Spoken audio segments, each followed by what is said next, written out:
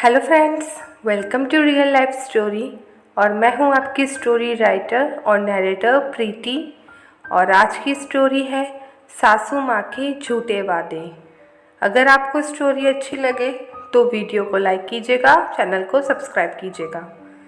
हंसा जी का इकलौता बेटा है राहुल।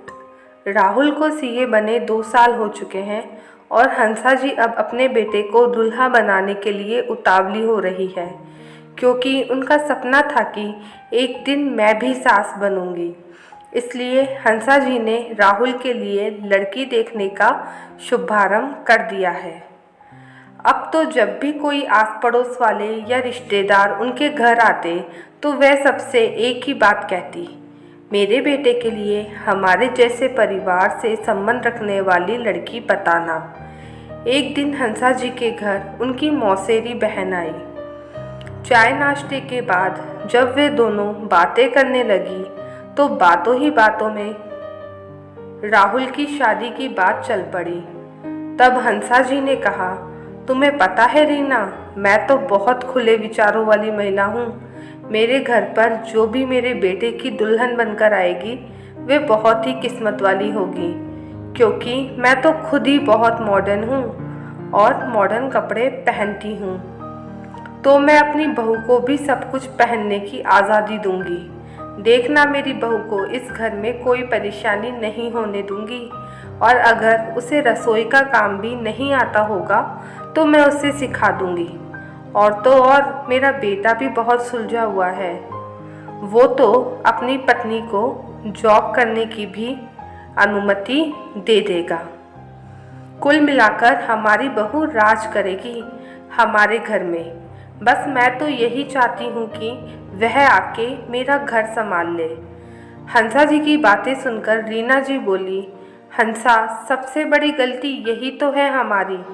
जब हम हमारे बेटे की शादी करते हैं तब हम हमारी आने वाली बहू को यह दिखाते हैं कि उसके ससुराल वाले कितने अच्छे और पैसे वाले हैं और वह कितनी भाग्यशाली है जो उसे ऐसा ससुराल मिल रहा है।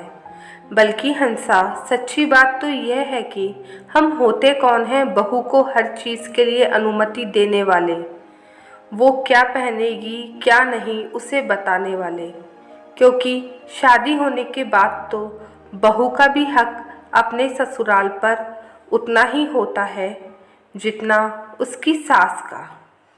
हम बहू से तो बहुत उम्मीद बांध लेते हैं कि वह पूरे घर का संभाले, बाहर जॉब भी करे और सारे रीति रिवाज भी अपनाए, पर अपने बेटे को कुछ नहीं कहते कि वह भी तो अपनी पत्नी की पसंद नापसंद जान ले। और अगर वह नौकरी कर रही है तो उसकी हेल्प के लिए घर पर नौकरानी लगवा दे, जिससे घर में गृह कलेश ना हो।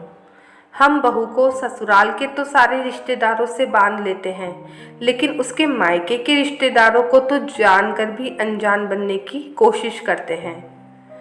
बहू हमारे घर के हिसाब से सब कुछ करती रहे तब तक तो ठीक है, लेकिन हम खुद को बिल्कुल भी नहीं बदलेंगे और फिर दुनिया में ये कहते फिरेंगे कि हमारी बहू तो बहुत किस्मत वाली है जो उसको ऐसा ससुराल मिला।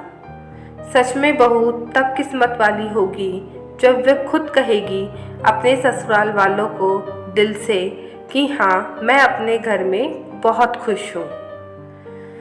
हंसा जी को रीना की बात समझ में आ गई थी और उन्हें अपनी जिस गलतफहमी पर बहुत गर्व हो रहा था, आज वह गलतफहमियाँ भी धाराशायी हो गई थी। और अब वह समझ गई थी कि बहू को खुश तभी रखा जा सकता है जब वह ससुराल आए तो जितनी जल्दी ससुराल नाम के शब्द को वह अपना घर कह सके और बहू को उस घर में पूरा मान सम्मान मिले। क्योंकि जब सास और बहू एक साथ मिलकर चलेंगे तब सभी का जीवन सुखमय हो जाएगा और बहू स्वयं ही कहेगी, माँ जी, मैं कितनी किस्मत वाली हूँ जो मुझे इतना अच्छा घर मिला। अगर आपको स्टोरी अच्छी लगी हो तो वीडियो को ज़रूर से लाइक कर दीजिएगा और चैनल को अभी तक सब्सक्राइब नहीं किया है तो सब्सक्राइब कर लीजिएगा। तो मिलते हैं नई कहानी के साथ में, तब तक अपना ध्यान रखिए।